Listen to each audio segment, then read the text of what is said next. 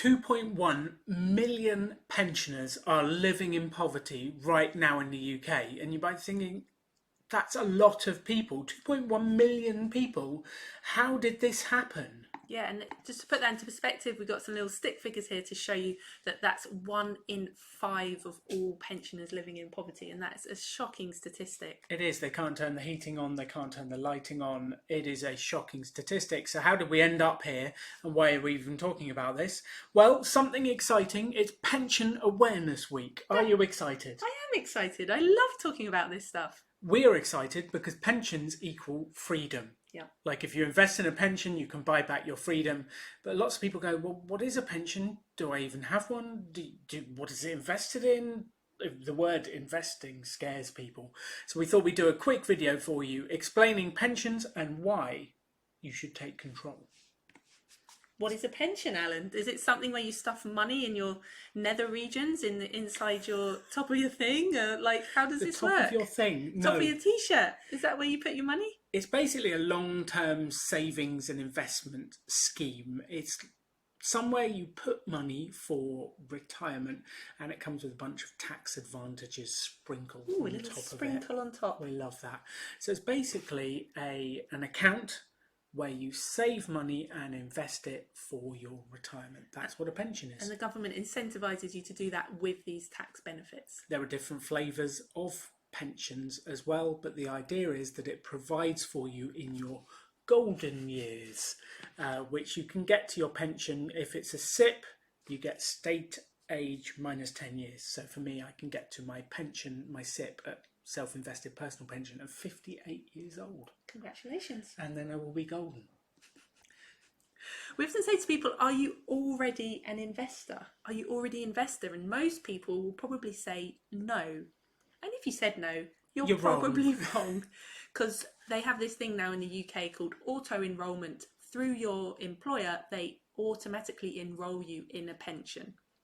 And that pension is invested in stuff. Therefore, you are an investor, whether you like it or not.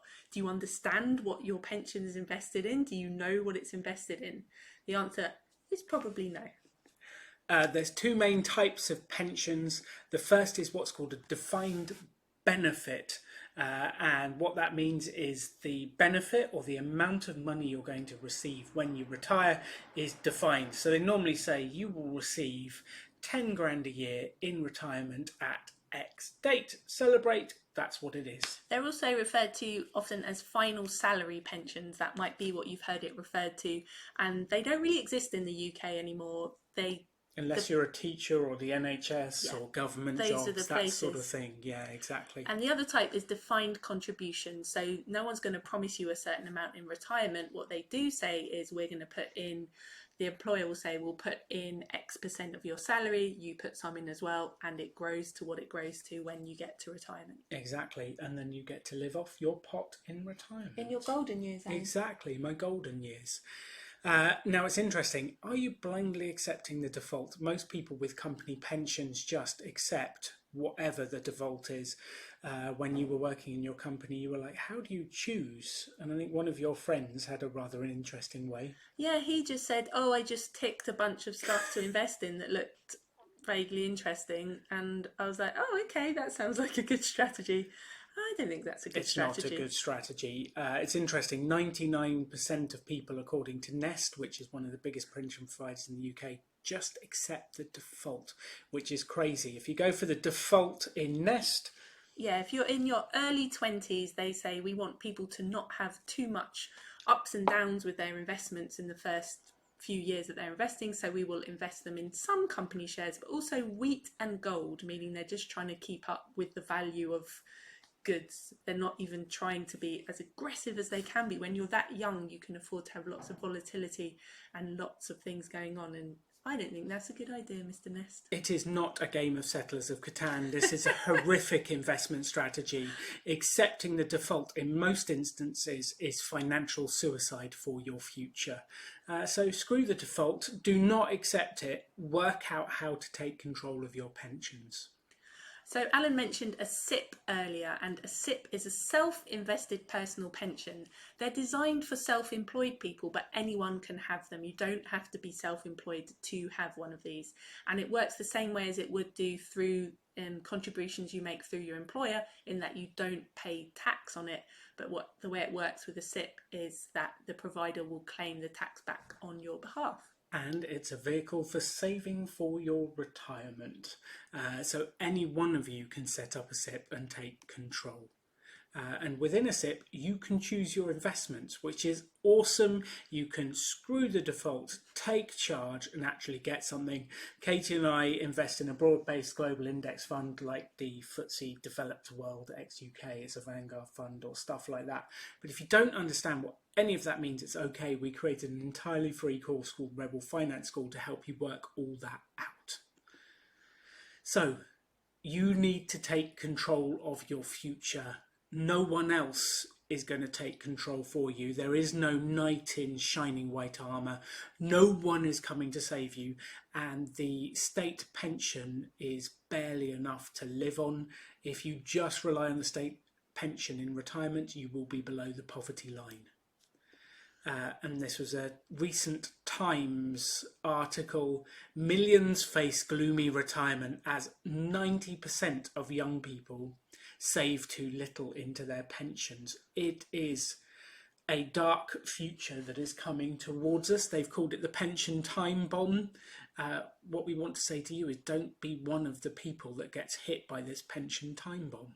Yeah, we want to say wake up. And 9 out of 10, that 90% of people haven't woken up. Are you that 1 in 10? Are you the 9 in 10? So maybe this video is your wake-up call. Yes, wake up! Wake the alarm up! Clock's going off. It's time to figure out this stuff and make sure that you look after your future.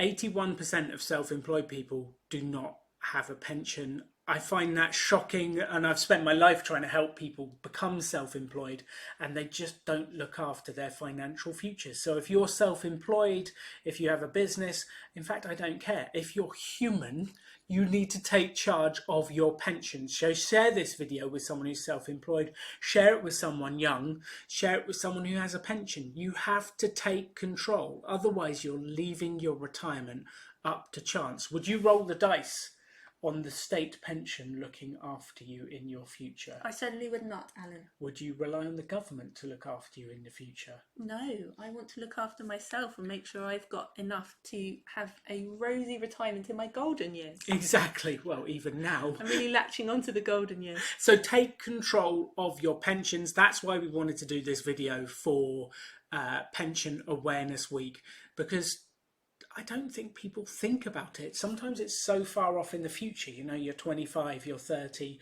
you're 40. I've just turned 45 and it's still 13 years until I can get to my SIP. So why do people even think about it?